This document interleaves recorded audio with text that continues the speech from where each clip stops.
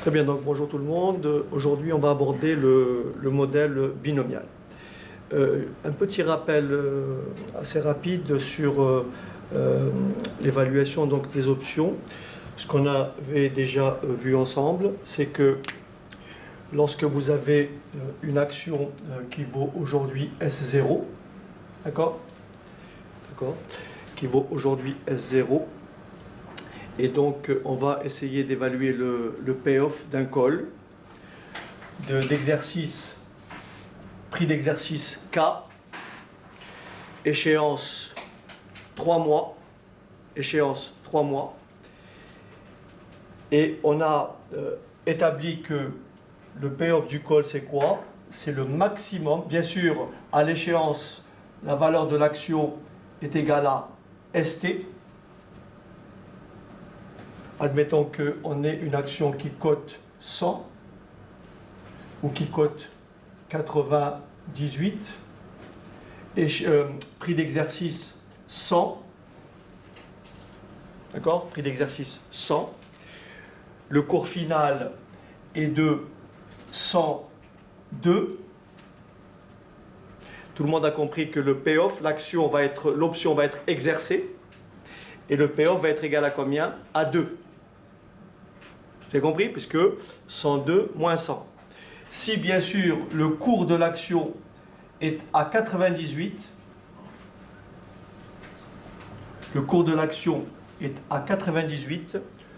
l'option est abandonnée. D'accord? Puisque le cours, vous avez un prix d'exercice de 100. Ça ne sert à rien d'acheter quelque chose qui coûte 100 alors qu'on peut l'avoir à 98. Donc dans ce cas-là, l'option est abandonnée. Est-ce que c'est bon? Et on a dit que le résultat final, le payoff, c'est le maximum, dans le cas d'un call, hein, c'est le maximum de quoi? De ST moins K et 0. C'est-à-dire un call ne peut pas valoir moins de 0, ne peut pas être négatif. Donc c'est le maximum de ST moins K, 0. Dans ce cas-là, ça sera 2. Pourquoi? Parce que ST moins K, ça fait 2. Le maximum de 2 et 0, c'est 2. Dans ce cas-là, ça sera combien? 0, puisque ST 98 moins K, ça fait moins 2. Le maximum de moins 2 et 0, c'est 0. Dans ce cas-là, c'est 0. Est-ce que c'est bon? Donc ça, c'est pour le call. Pour le put, admettons qu'on ait les mêmes caractéristiques, d'accord? Qu'on ait les mêmes caractéristiques. Et dans ce cas-là, le put, c'est le maximum de K moins ST 0. Dans ce cas-là, le put ne sera pas exercé. Pourquoi? Parce que K moins ST, ça fait moins 2. Le maximum de moins 2 et 0, c'est 0. Donc là, l'option est abandonnée. On est d'accord? Là, bien sûr, l'option est exercée puisque 100 moins 98, ça fait 2. Le maximum de 2 et 0, c'est 2. Donc ici, l'option est exercée.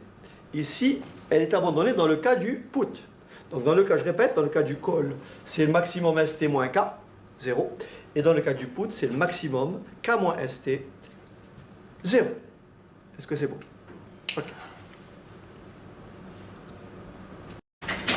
Au passage, si j'ai un petit peu de temps, je vais essayer de reprendre un peu la première partie de ce cours-là, qui effectivement traite des options. Je me propose de le faire un peu plus tard. Donc, je pars du principe qu'on a déjà, bien sûr, parcouru ce cours-là. Hein, je le ferai un peu plus tard. Donc, le cours d'aujourd'hui va porter sur l'évaluation d'un call ou l'évaluation d'un put. Bien sûr, au travers, alors il existe plusieurs modèles. Les principaux, c'est le modèle binomial et le modèle de Black-Scholes. Donc aujourd'hui, on va se pencher sur le modèle binomial. On va expliquer un petit peu le principe. Alors en réalité, en DSCG, le programme ne porte sur le modèle binomial à une période. Donc si j'ai un petit peu de temps, si la vidéo n'est pas trop longue, on abordera le modèle binomial à 2, 3, pour plus de périodes pour voir un peu comment ça fonctionne. Mais en DSCG, le programme ne porte que sur le modèle binomial à une période. On va expliquer ce qu'est ce modèle. Alors, juste un petit rappel, ou peut-être c'est nouveau pour certains. Prenons par exemple, si vous avez un investissement de valeur 100 aujourd'hui. Donc vous investissez 100 milliers d'euros, peu importe la somme. D'accord? Et cet investissement-là, il va dégager par exemple, dans un an, 2 cash flows, mais avec une certaine probabilité. Cet investissement-là peut effectivement dégager un cash flow de 102, avec une probabilité de 0,6, ou il peut dégager un cash flow de 98, avec une probabilité de 0,4. D'accord? Donc ça, c'est un arbre pondéré. Et bien sûr, si on veut étudier, bien sûr, on va supposer que le taux d'actualisation I est de 10%. D'accord? Là, bien sûr, je vais me situer sur une capitalisation discrète. On verra tout à l'heure, dans le cas des options, c'est plus une capitalisation continue, puisqu'elle se fait au millionième de seconde. Donc là, on va raisonner en termes discrets. Donc, pour déterminer si ce projet est rentable, il faut calculer la vanne de ce projet. Donc là, on va calculer l'espérance mathématique de ces 2 cash flows. Donc la vanne, ça serait quoi? On va donc évaluer le cash flow final ici, qui est égal à combien? L'espérance des cash flows, c'est 0,6 que multiplie 0, que multiplie 100, 102, plus 0,4 que multiplie 98. D'accord? Enfin, quand on pondère ces cash flows avec leurs probabilités respectives. Et on trouve une valeur égale à 104,4. 100,4. Alors, pour calculer la vanne, on peut le faire de façon discrète. Et si on le fait de façon discrète, donc vanne égale tout simplement moins 100, d'accord, plus 100,4 que multiplie 1,1 exposant moins 1. Et on va déterminer ainsi la vanne. Mais si on le fait de façon continue, au lieu de remplacer le 1 plus i, admettons que le taux de 10% soit un taux continu, et dans ce cas-là, la vanne serait tout simplement égale à quoi? À moins 100 plus 100,4 que multiplie exponentielle, n'est-ce pas? Que multiplie exponentielle de moins 0,1 que multiplie 1, puisque la durée c'est 1 an. Et le taux de 10% ici, c'est un taux que j'ai supposé continu. Ok, donc ça, ce schéma-là, on va l'utiliser tout à l'heure. Bien entendu, je peux conclure en disant que si le résultat ici est positif, c'est que le projet est rentable, bien sûr. Si le résultat est négatif, le projet n'est pas rentable. Hein.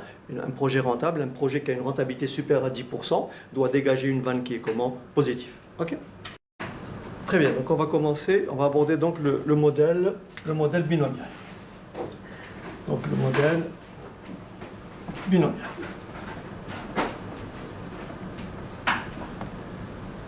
Alors, admettons que l'on ait une action qui vaille dans la valeur aujourd'hui S0 et 20 euros. Donc nous avons S0 égale 20 euros. Prix d'exercice K égale 21 euros. Échéance 3 mois. Échéance 3 mois.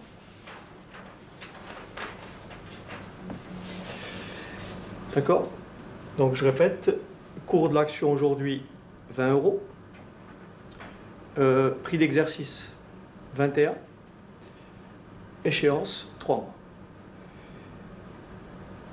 L'objectif, c'est de tarifer, d'évaluer le prix d'un call aujourd'hui. Alors bien sûr, je n'ai pas besoin de vous dire qu'on va se placer nécessairement dans le cadre d'une AOA. Vous vous rappelez? Une AOA, c'est quoi? C'est une absence d'opportunité d'arbitrage. C'est bon? On va se placer dans ce cadre-là. Donc en réalité, voilà ce qu'on va dire. Nous avons ici une action qui coûte 20 euros. On va supposer qu'elle peut prendre 2 valeurs. le cours dans 3 mois peut être égal soit à 22 euros, soit à 18 euros. Alors, admettons que j'achète une action aujourd'hui.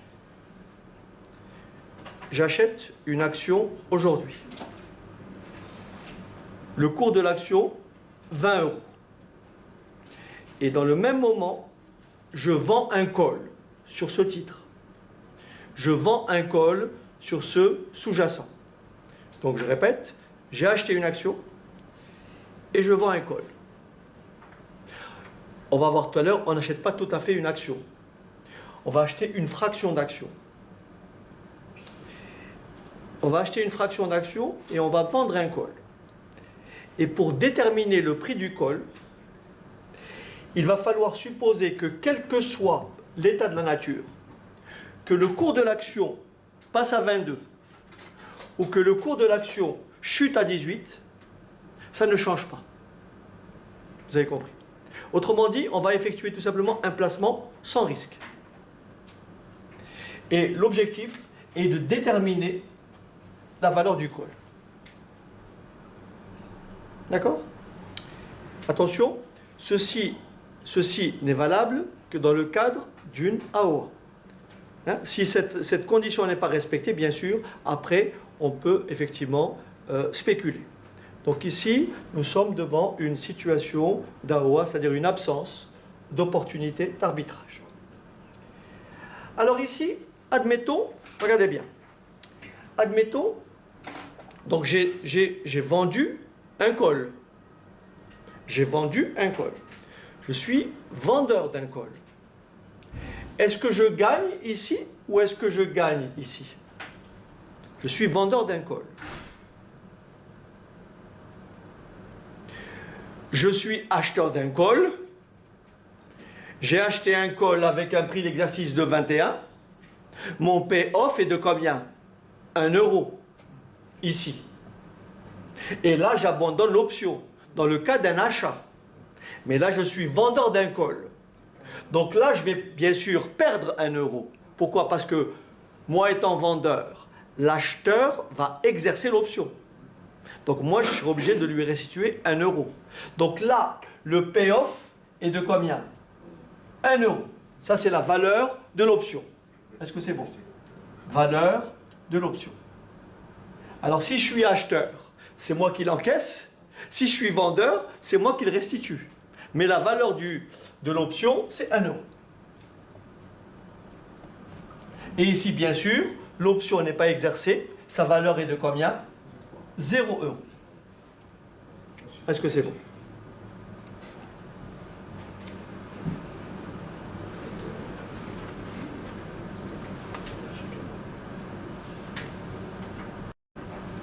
Tout ça au taux sans risque, T égale 12%. Donc le taux sans risque de 12%. Alors maintenant l'idée c'est de dire, on va déterminer la fraction,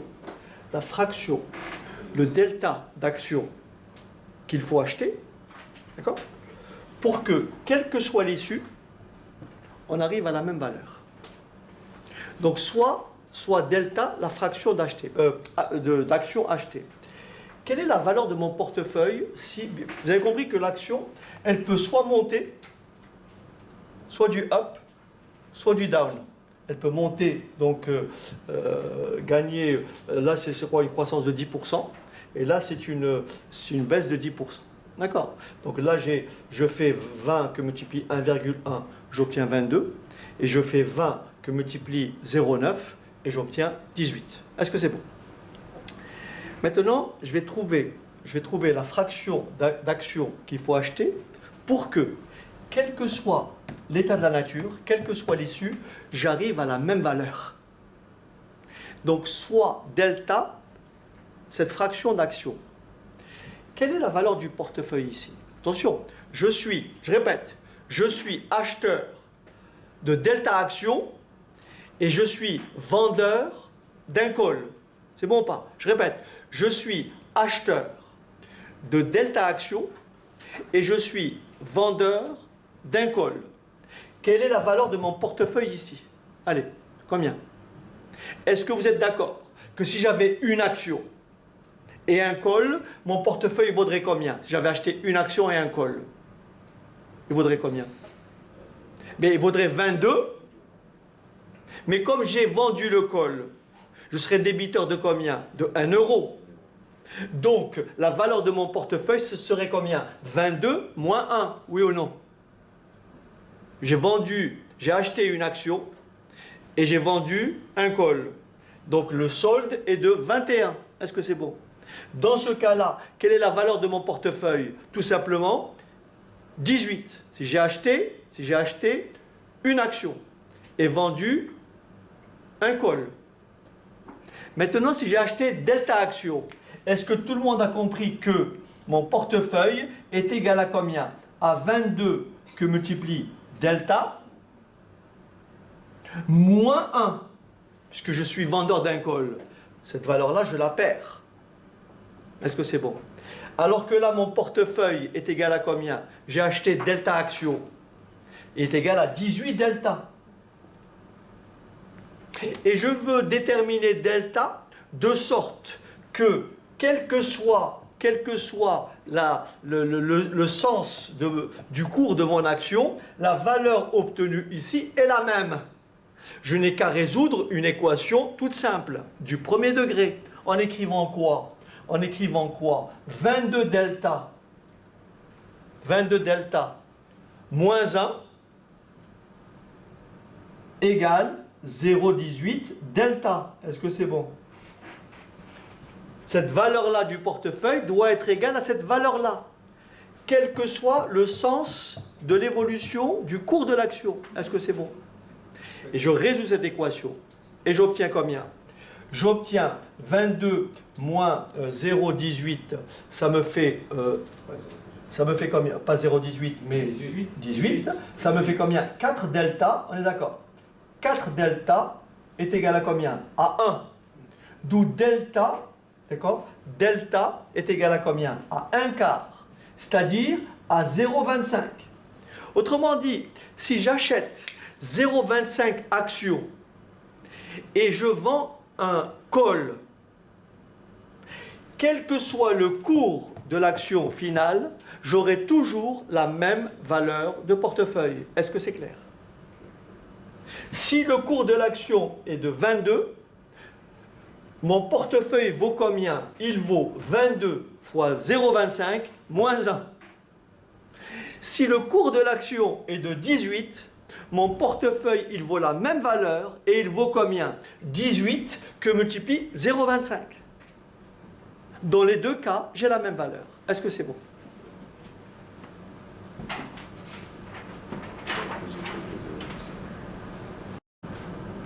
Alors, une question va m'être posée. Bon, ce qu'il faut absolument comprendre, encore une fois, pour ceux qui regardent ça et qui n'ont pas assisté au cours, c'est que je suis donc détenteur d'une action et vendeur d'un call. Bon, quand je dis détenteur d'une action, détenteur d'une fraction d'action. En l'occurrence ici, 25% de l'action, autrement dit 0,25. Ça veut dire que, à l'échéance, mon portefeuille peut être égal à 22 fois 0,25 moins 1, c'est-à-dire à 4,5, ou à 18 fois 0,25, c'est-à-dire à 4,5. Quelle que soit la direction prise par le cours de l'action, mon portefeuille vaudra, bien sûr, pour 25% d'actions engagées au départ et la vente d'un call, n'est-ce pas? Mon portefeuille vaudra, quel que soit l'état de la nature, il vaudra 4,5 euros. D'accord? Donc c'est ça le préalable. L'objectif maintenant, c'est pour arriver là, et donc pour se placer dans le cas d'un taux sans risque, quelle doit être la valeur de l'option? Quelle valeur je mets ici pour que là et là, ça débouche sur le même résultat? Est-ce que vous m'avez compris? C'est ça l'idée. L'idée, c'est de dire quelle est la valeur de l'option. L'option d'achat. Donc je suis vendeur d'un call, à quel prix? C'est ce prix-là qu'on va essayer de déterminer. Est-ce que c'est bon?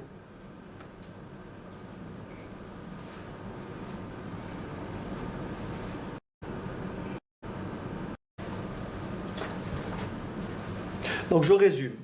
Le portefeuille est composé de l'achat de 0,25 actions et de la vente d'une option. On est d'accord? Si le cours de l'action atteint 22, la valeur du portefeuille est égale à 0,25 fois 22 moins 1, c'est-à-dire à 4,5 euros. Si le cours de l'action tombe à 18 euros, la valeur du portefeuille est égale à combien? À 0,25 fois 18, qui est égal à combien? À 4,5 euros. Alors, on se place, comme on dit, dans le cadre d'une AOA, donc en l'absence d'opportunité d'arbitrage, d'accord? D'accord? Un portefeuille sans risque doit rapporter combien? Il doit rapporter les 12% du taux sans risque. D'accord? Un portefeuille sans risque doit rapporter les 12% du taux sans risque. Très bien, donc la situation c'est celle-ci. On avait donc ici une action qui vaut 20. Elle peut soit prendre 22, soit être égale à 22, soit être égale à 18. On a donc calculé la valeur de ce portefeuille, quel que soit l'état de la nature. On a trouvé que ce portefeuille avait une valeur donc bien sûr ici l'échéance c'est combien? 3 mois, n'est-ce pas? L'échéance c'est 3 mois. Il a une valeur de 4,5 euros. D'accord? 4,5 euros. Et bien sûr le taux sans risque est de 12%. D'accord? Donc la question est de savoir combien vaut-il aujourd'hui? Bien sûr, au taux de 12% continu. Combien vaut-il aujourd'hui? Il vaut la valeur actuelle de 4,5 euros. Est-ce que c'est bon? Donc la valeur du portefeuille à la date 0, c'est-à-dire aujourd'hui, la valeur du portefeuille aujourd'hui, c'est 4,5, n'est-ce pas? Que multiplie exponentielle de moins 0,12. Attention, moins 0,12, ça c'est pour un an. Mais nous avons une échéance de combien? 3 mois. Donc, que multiplie, bien sûr, 3/12e. Est-ce que c'est bon? Ce qui vous donne tout simplement une valeur égale à 4,367. Donc, ça, c'est la valeur du portefeuille aujourd'hui. D'accord? La valeur du portefeuille aujourd'hui, c'est 4,367 euros. Bien. L'objectif ici, c'est de déterminer la valeur du call, la valeur de l'option. Est-ce que c'est bon? Mais mon portefeuille aujourd'hui, donc vous dites soit F, soit petit f, la valeur du call, ou le prix à payer pour le call. Quelle est la valeur de mon portefeuille à l'instant 0? Est-ce que vous êtes d'accord avec moi que mon portefeuille, il vaut combien? Il vaut cette valeur-là. Il faut cette valeur-là. D'accord? Mais est-ce que j'ai déboursé cette valeur-là? Qui peut me dire combien j'ai déboursé? J'ai déboursé cette valeur-là pour acheter l'action, mais comme j'ai vendu un call, j'ai récupéré la contrepartie pour cette vente que j'ai appelée comment? Petit f. Donc le solde de mon portefeuille est égal à combien? À 0,25. 0,25 combien? Le cours de l'action, 0,25 combien? 20, parce que j'ai acheté un quart d'action. Donc 0,25 que multiplie 20. Mais je n'ai pas déboursé cette somme. J'ai déboursé cette somme pour acheter un quart d'action. Mais j'ai récupéré F pour la vente d'un call. Donc moins F. Et ça, c'est la valeur de votre portefeuille, qui est égale à 4,367. Depuis ce calcul-là, vous allez déduire la valeur de F. Et bien la valeur du call, petit f, la valeur du col petit f, est tout simplement égale à 0,25 fois 20, donc ça veut dire 5, moins 4,367, ce qui donne 0,633 €. Voilà la valeur de votre option.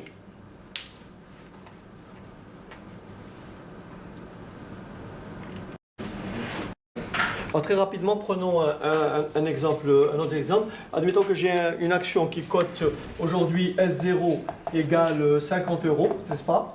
50 €. J'ai le taux sans risque de 10%. Donc cette action, elle peut monter soit de 10%, n'est-ce pas? Soit plus 10, soit moins 10%. D'accord? Très simplement. Et ici, nous avons un prix d'exercice de combien? De 51 €. Prix d'exercice de 51 €. Ok? On va donc déterminer, comme tout à l'heure, la valeur du col. Ok? Donc l'idée, c'est celle-là. Donc ici, j'ai deux possibilités. J'ai ici une action qui cote 50. Et je veux trouver ici le petit f, n'est-ce pas? Je veux trouver ici le petit f. Cette action-là, elle peut valoir 10% de plus. Donc 1,1 fois 50, ça fait 55. Donc elle peut monter à 55 € ou bien sûr 0,9, donc 45 €. Est-ce que c'est bon? Donc là, bien sûr, le payoff, c'est le maximum ST-K. Donc ici, le payoff, c'est 55 moins valeur d'exercice 51, ce qui fait 4 €. Donc ici, 4 €. Et ici, bien sûr, 0 €. Donc on va déterminer le delta, la fraction d'action qu'il faut acheter. Donc le delta, ça fait donc 55 delta moins 4 €, parce que effectivement je suis vendeur d'un col, donc je vais bien sûr débourser 4 €. Donc je vais perdre 4 € moins 4. Et bien sûr égal à ce portefeuille-là, bien sûr, delta de 45. Je résous cette équation, ce qui fait 10 delta égale 4. 10 delta égale 4, soit delta égale combien? Tout simplement 0,4. Autrement dit, il faut acheter 40% de l'action. D'accord? Donc maintenant, il faut déterminer la valeur du portefeuille dans 6 mois. Ici, je n'ai pas écrit échéance 6 mois. Valeur du portefeuille dans 6 mois. La valeur du portefeuille, bien sûr, en remplaçant delta par 0,4, que je remplace ici ou que je remplace ici, je trouverai bien sûr la même valeur. Donc le plus simple, c'est de remplacer ici. Et vous faites 0,4 fois 45, et ça fait quel le prix? 18 €. Donc mon portefeuille dans 6 mois vaudra 18 €, quelle que soit la direction que prend le cours de l'action. Est-ce que c'est bon? Objectif, déterminer la valeur du portefeuille à l'instant 0. Autrement dit, ça revient à actualiser, à ramener cette valeur à l'instant 0 au taux sans risque de combien? 10%. Alors voilà ce que ça donne. Je vais donc effacer ici, j'ai de la place ici. Donc la valeur du portefeuille à l'instant 0, c'est tout simplement 18 que multiplie exponentielle de le taux de 10% moins 0,1. Bien sûr, échéance 6 mois, que multiplie 6 douzièmes. Est-ce que c'est bon? Ce qui me donne combien? 1722. Combien? 1722. 17,122, bon, 17,12 €. 17,12 € la valeur de mon portefeuille aujourd'hui. Bien sûr, mon portefeuille aujourd'hui, il vaut combien? J'ai acheté 40% de cette action. Donc, je suis propriétaire de 40% de 50. C'est-à-dire 0,5. 0,4. 0,4 fois 50. 0,4 fois 50. Mais comme j'ai vendu un col, je vais déduire le prix de vente.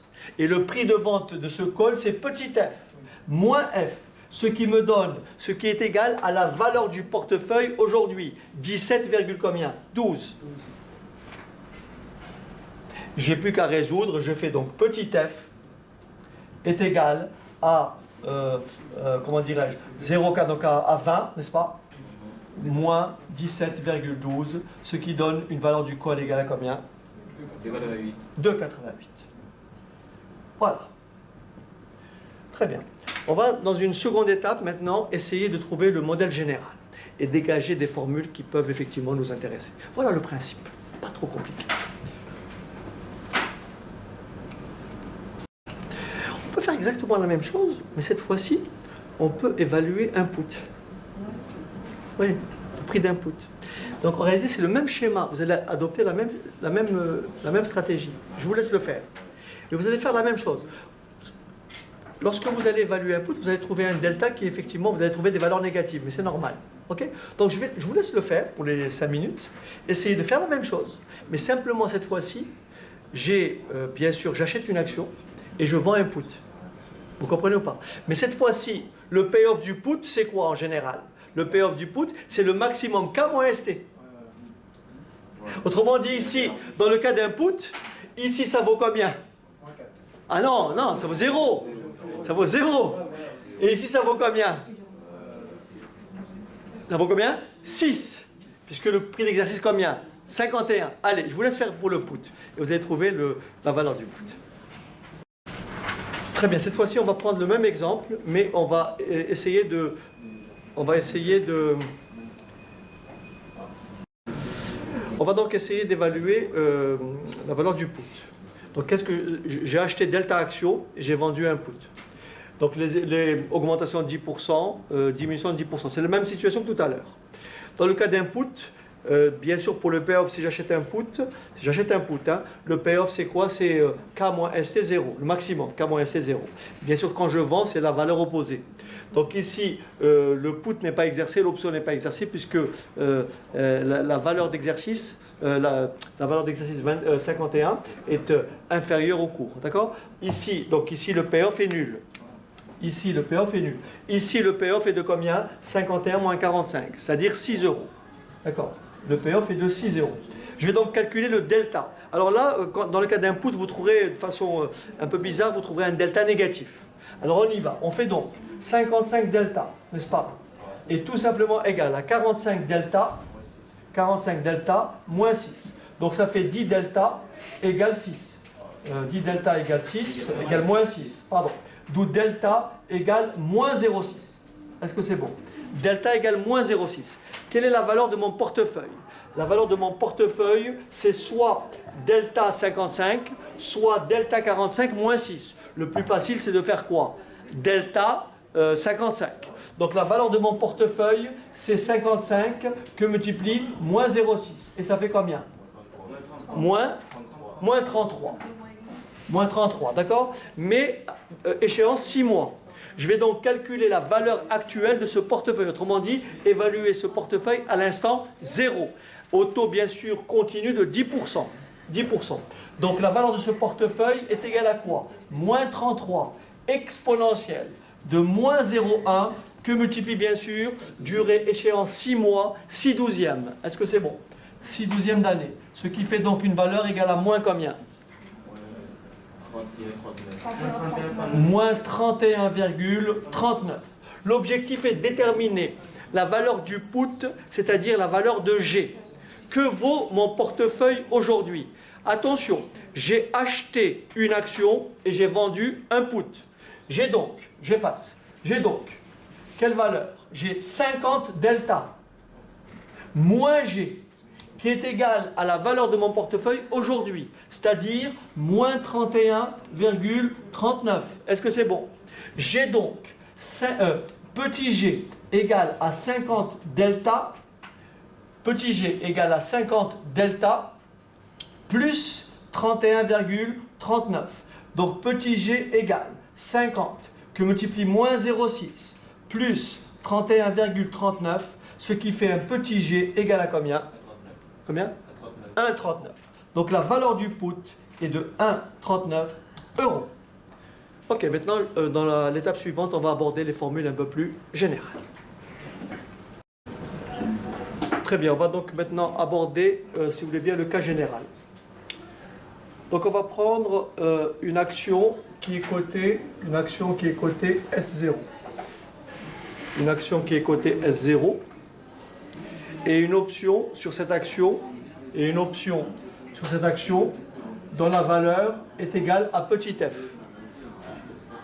D'accord? Ça, c'est la valeur de l'option. Ça, c'est le cours de l'action à l'instant 0. Cette action, elle peut soit... le cours peut soit augmenter, soit baisser. Et on va appeler U le coefficient multiplicateur. Donc quand je dis par exemple U égale 1,1, ça veut dire que l'action va monter de 10%. Lorsque je dis que D, donc U pour up, et D pour down.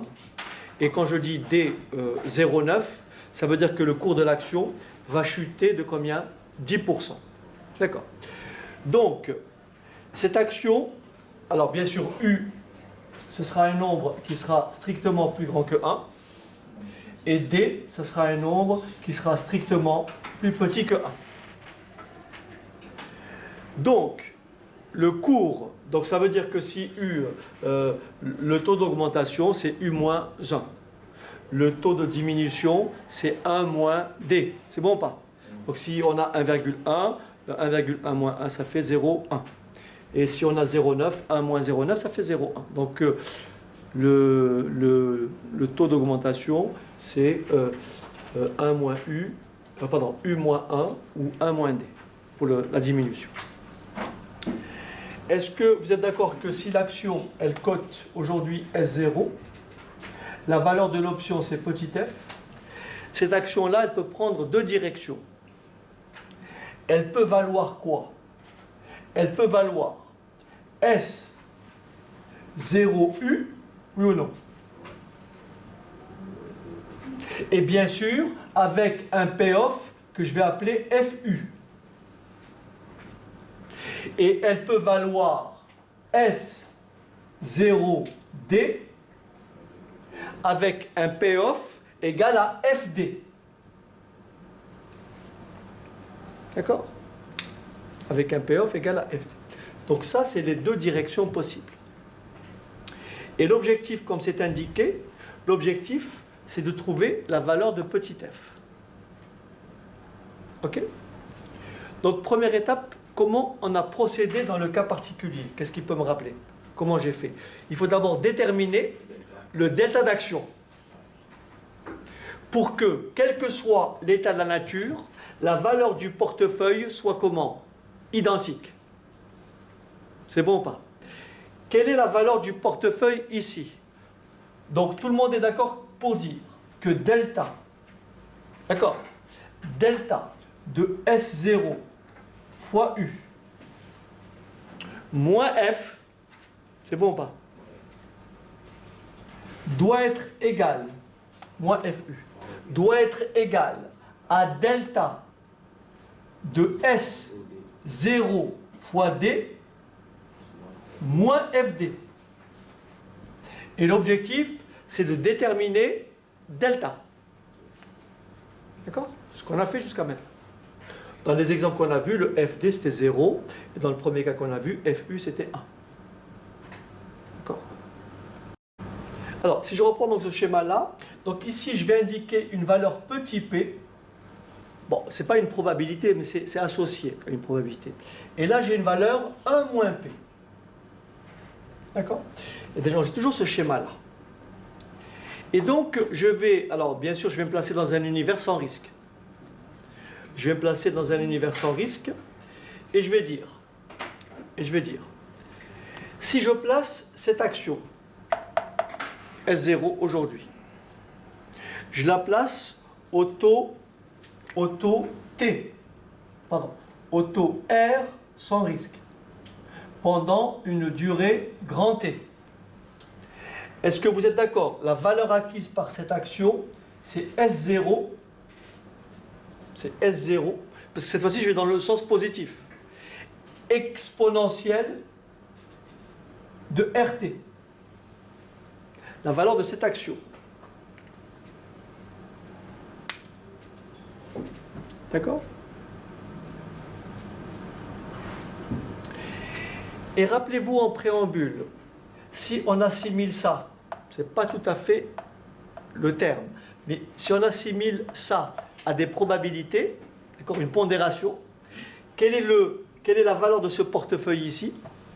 c'est bien sûr ça pondéré par petit p et ça pondéré par 1 moins p. Est-ce que c'est bon? Puisque je suis à cette date. Et donc ça me donne quoi? Ça me donne p que multiplie quoi? S0 fois U. Plus combien? 1 moins P que multiplie combien? S0 fois D. Donc là, c'est bien sûr en up, et là, c'est bien sûr en down. D'accord?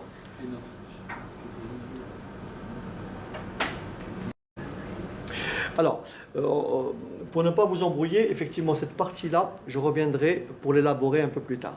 Donc, je vais rester sur le même schéma que j'ai décrit précédemment. C'est-à-dire que, en réalité, je vais enlever cette valeur-là, je vais enlever ce petit p, et je vais enlever tout ceci. Et donc, je veux dire, l'objectif, c'est de déterminer quoi? Je vais commencer comme ça. L'objectif, c'est de déterminer quoi? Le delta. C'est bon ou pas?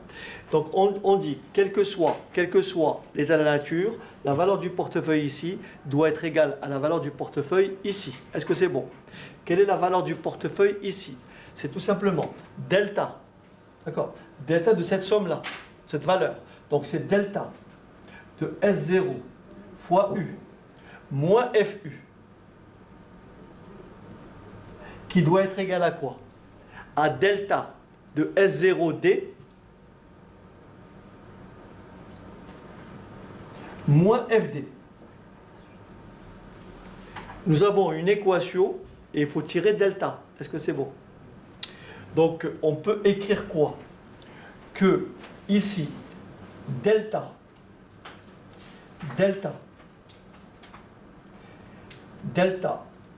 est facteur de combien?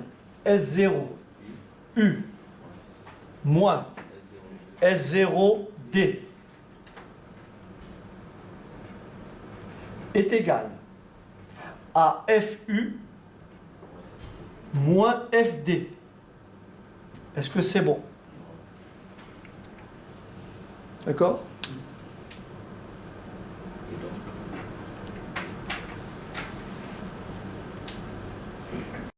On va donc maintenant déterminer delta. Delta est tout simplement égal à quoi? À FU moins FD sur S0U moins S0D. Est-ce que c'est bon?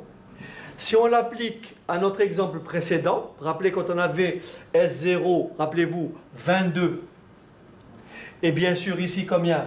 18, avec un payoff ici de combien? 1, et là combien? 0, on retrouve bien notre delta. Et si vous calculez delta, vous trouvez bien delta égale, bien sûr, la variation donc, du payoff, FU moins FD, c'est-à-dire 1 moins 0, n'est-ce pas? Sur S0U, c'est-à-dire combien? 22, moins S0D, 18. Et ça fait bien un quart. Ce qui me donne bien le delta égal à combien? 0,25. Est-ce que c'est bon? C'est bon? C'est notre première formule. OK. On peut dire ici que le delta, c'est le ratio, c'est un ratio entre quoi et quoi? Entre la différence des payoffs, d'accord? De l'option, donc, ok?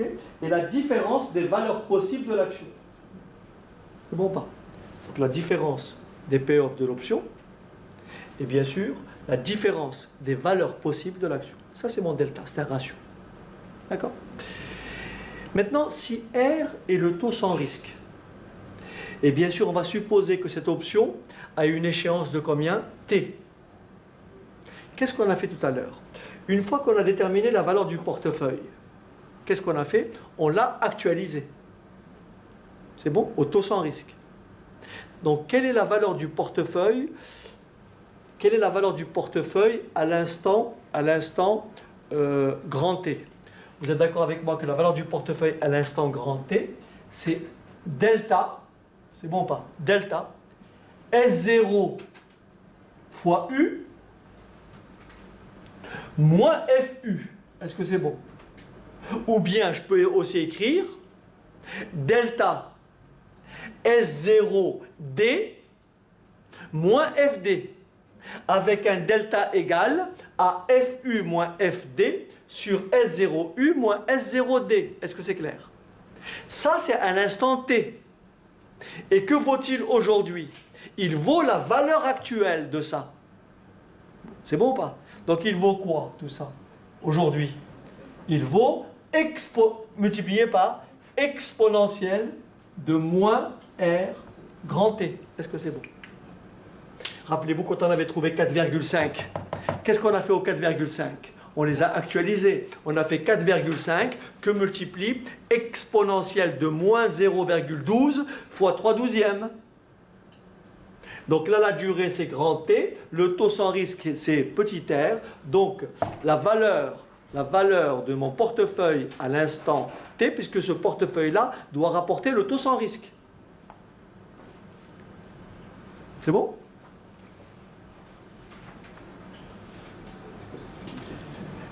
Maintenant, quel est le coût de la constitution de portefeuille? Combien vaut mon portefeuille réel à l'instant 0? Est-ce que vous êtes d'accord que la valeur de mon portefeuille à l'instant 0, c'est combien? C'est le delta d'action, delta de S0, oui ou non? Eh bien, bien sûr, je dois déduire quoi? La valeur de la vente de mon call, moins F. Rappelez-vous, on a fait pour une action qui cotait 20, quelle était la valeur du portefeuille? C'était 0,25 fois 20 moins F. Et donc, delta S0 moins F. Est-ce que c'est bon? Ça, c'est la valeur de mon portefeuille à l'instant 0. Mais cette valeur-là, elle est égale à quoi? Ben, elle est égale à ça. Donc, ceci égale delta de S0U moins FU, le tout multiplié par exponentielle de moins RT. Parce que l'objectif, c'est de déterminer quoi? Petit f. Vous voyez ce que j'ai fait là en général, c'est exactement ce qu'on a fait dans les deux cas particuliers qu'on a traités. Ok? Alors maintenant, dans tout ça, il faut quoi? Isoler f. D'accord? Donc on va faire un petit peu de calcul et on va trouver la valeur. Sachant que delta est égal à ceci. Donc le delta, ce delta-là, est égal à FU moins FD sur S0U moins S0D. Eh bien, vous pouvez isoler F. Alors ici, on peut donc, en remplaçant delta par sa valeur,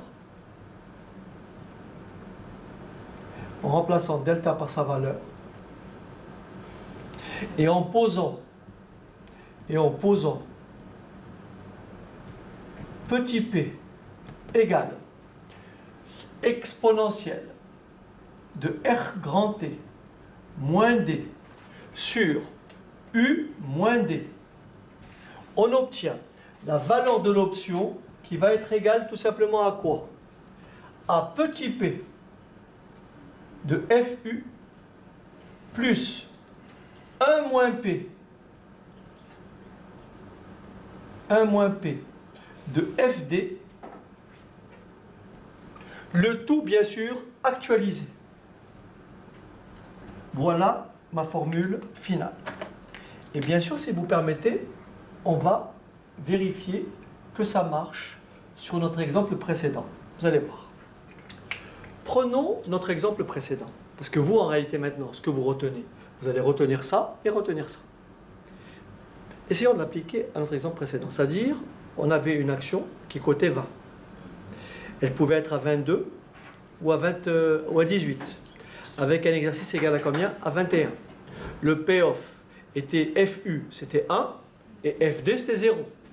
On va donc d'abord, l'échéance 3 mois. On va d'abord calculer petit p. Vous me suivez ou pas? On va donc calculer petit p. Alors, d'après la formule qui est là, petit p est égal à quoi? Alors, on y va. Exponentielle. Le taux sans risque 12%. Donc petit p égale 0,12. Que multiplie échéance combien? 3 mois, 3 douzièmes. Attention, moins D. D, c'est bien sûr augmentation, diminution de 10%, c'est 0,9. C'est bon ou pas? D, c'est 0,9. U, augmentation de 10%, 1,1. Moins 0,9. Si quelqu'un peut me taper ça à la machine et me dire combien ça fait pour le petit p. Donc petit p,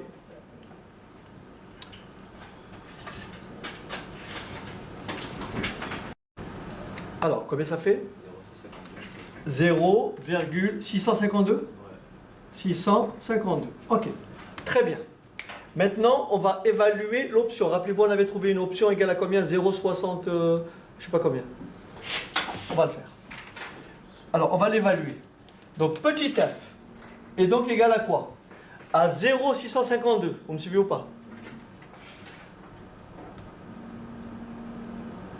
Que multiplie 1,1. Pas 1,1. Que multiplie tout simplement 1. C'est bon? Plus 1 moins ça. Que multiplie 0. Rappelez-vous, FD c'était 0. Le tout actualisé, c'est-à-dire exponentiel. De moins 0,12. Bon, 3 douzièmes, ça fait 1 quart. Et 1 quart, ça fait 0,25. Est-ce que vous voulez bien? Donc là, ça fait 0. Qui peut me dire combien ça fait 0,652 multiplié par exponentielle de moins 0,12 fois 0,25. Et on doit retrouver, bien sûr, une valeur de petit f égale à 0, je ne sais pas si c'est des poussières. Dites-moi combien ça fait. Ou 0,33 et des poussières. 0,633. Vous êtes d'accord? C'est exactement ce qu'on avait trouvé précédemment en appliquant notre schéma pas à pas. Donc nous, qu'est-ce qu'on retiendra? On retiendra deux formules. Pour évaluer donc le prix de l'option, petit f, première étape, vous calculez le petit p. Le petit p, la formule, elle est là. D'accord? Après, on verra comment on fait pour déterminer petit u, qu'est-ce qui nous permet de dire que u égale à 10%, etc. Okay? Ça dépendra d'un paramètre important, c'est-à-dire la volatilité de l'action. Mais ça, on l'écrira tout à l'heure. Donc, petit p est égal à ça. Et l'idée, c'est celle-ci. Vous avez ici petit p. Vous avez ici 1 moins p. Vous avez ici FU. Vous avez ici FD. On a vu que quand on a commencé notre cours, on a calculé l'espérance mathématique. Donc ça, on peut associer ça de façon intuitive à une probabilité. Donc on va faire la moyenne pondérée. Donc on fait quoi? PFU plus 1 moins P FD. Donc là, je suis à l'instant T. Et pour savoir combien ça vaut, je ramène ça à l'instant 0. J'actualise et j'ai la valeur de petit f. Est-ce que c'est bon? Très bien. Donc prenons l'exemple suivant. Nous avons une action qui est cotée, peu importe, on va dire 100. Valeur d'exercice, donc cotée aujourd'hui 100. Valeur d'exercice 102. 102. Échéance 6 mois. Échéance 6 mois. Taux sans risque R 10%. L'action, elle peut soit croître de 12%, soit baisser de 12%. Donc nous avons un U qui est égal à 1,12, n'est-ce pas? Et nous avons un D qui est égal à 0,88. Et donc on veut évaluer le prix de l'option. C'est bon ou pas? On veut calculer petit f. Première étape, on va calculer petit p. Petit p, la formule, elle est au-dessus. Petit p est égal à exponentielle de R 0,1 que multiplie la durée 6 mois c'est-à-dire 1,5. 1,5 c'est 0,5. Donc fois 0,5. Moins D, moins 0,88. Sur 1,12 moins 0,88. Ce qui fait un P égal à combien? 0 71 33 36. Très bien. Donc si je fais un petit arbre, un petit schéma, qu'est-ce que j'ai comme situation? J'ai ceci. J'ai soit FU, c'est-à-dire mon FU c'est combien? Prix d'exercice 102. Donc ST, quel est le cours ici? 112. Donc ici, le payoff est de 112 moins 102, ça veut dire 10. Donc FU égale à 10. FD, vous avez compris, donc 0,88 fois 100, ça fait combien? Ça fait 88? C'est ça? Dans l'autre cas, c'est 88. Ce qui fait NFD égale à combien? FD égale 0. Ici, c'est pas tout à fait une probabilité, mais j'ai un petit p qui est égal à 0,7136. Et là, ça fait combien? 0,38, 28, 64. Très bien. On va donc calculer le petit f en actualisant ces deux valeurs-là pondérées. On va actualiser ces f pondérés, bien sûr, et avec une période ici de combien? 6 mois. On a donc la formule qui se trouve ici. Donc je vais effacer cet arbre-là. Voilà, et ça me fait petit f égale petit p 0,7136 que multiplie FU. On a dit que FU c'était 10 plus 0,2864 que multiplie 0. Et ça, bien sûr, là je suis à 6 mois. Je ramène ça à l'instant 0. J'actualise au taux sans risque, et bien sûr sur 6 mois, fois 0,5. Et ce qui me donne un petit f égal à combien? 6,78 euros. Voilà la valeur du call. Ok? Bien sûr, on fait la même chose avec un put. C'est le même schéma. Ce qui change pour le put, c'est le FU et le FD. C'est-à-dire d'un côté, vous avez 0 pour FU et vous avez, etc. Ok? Voilà. Bien sûr, on peut appliquer le même schéma pour le put. Très rapidement, voilà ce que ça donne. Vous êtes d'accord avec moi que dans le cas du put, on va garder les mêmes formules, n'est-ce pas? Donc le petit f, je vais l'appeler G. Donc qu'est-ce qui va changer? Le petit p ne change pas. Le petit p ne change pas, mais qu'est-ce qui va changer? C'est le fameux FU et FD. Est-ce que c'est bon?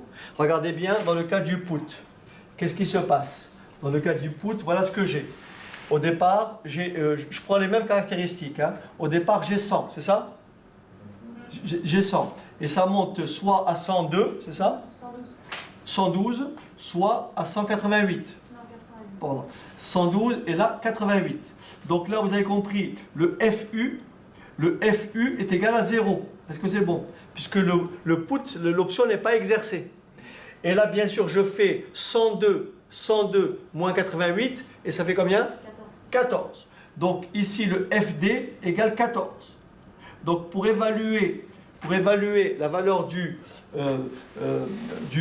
put, si j'appelle ça petit g, d'accord, je vais donc pondérer ça. Donc la probabilité ne change pas, enfin ce petit p ne change pas. C'est 0,7136 que multiplie 0 plus 14 que multiplie 0,2864.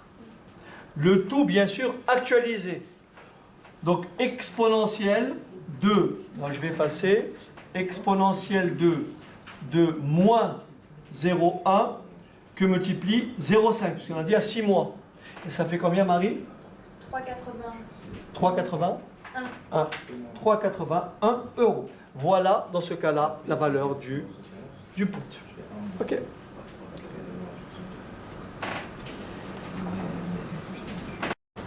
Alors, jusqu'à maintenant, bien sûr, dans notre programme, on ne s'intéresse qu'à un modèle binomial à une période.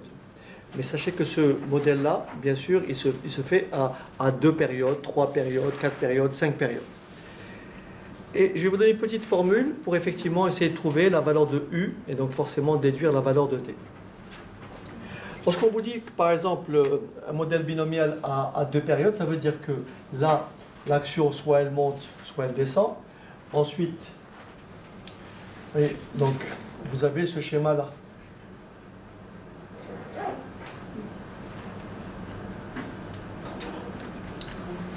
Faire un peu propre.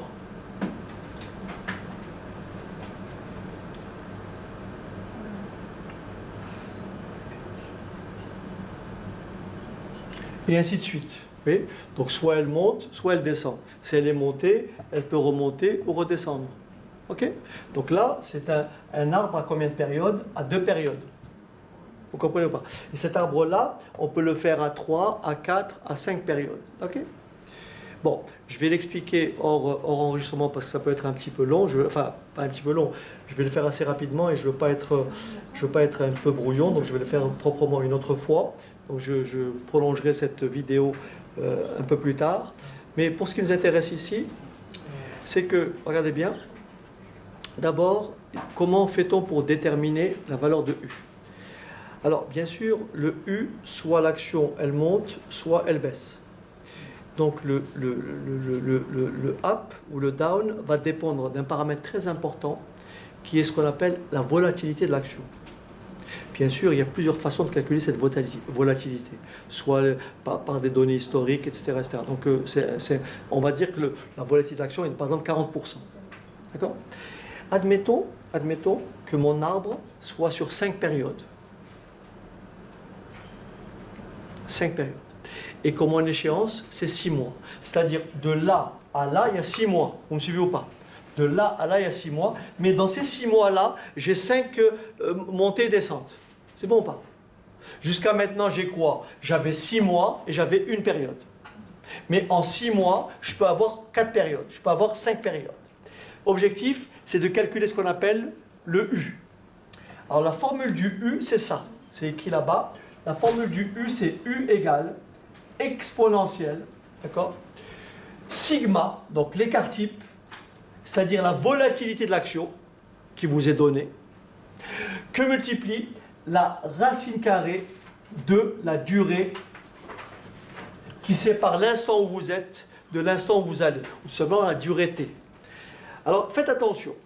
Si on prend par exemple, regardez bien, si je prends par exemple une option échéance 6 mois, échéance 6 mois, avec bien sûr un taux sans risque, le taux sans risque, petit r, taux sans risque, petit r, égale à 5%. D'accord?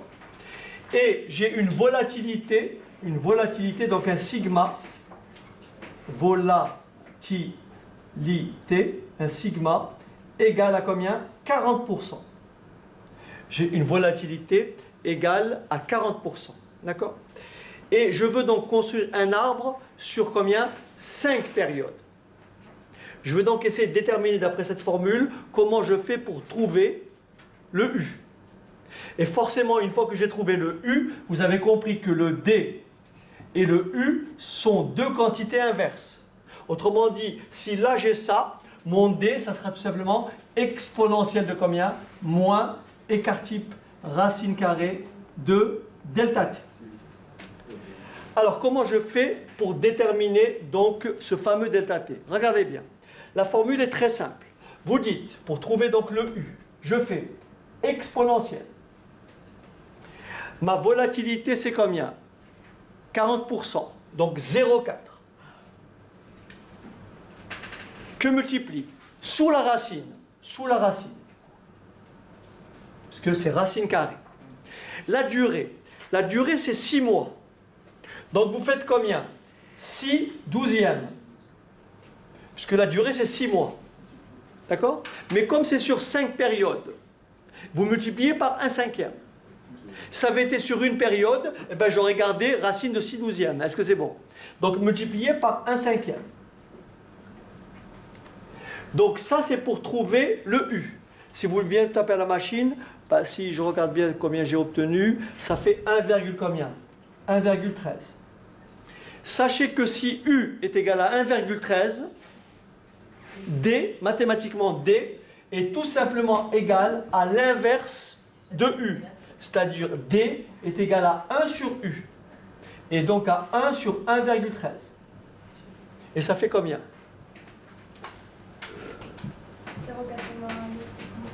0 combien?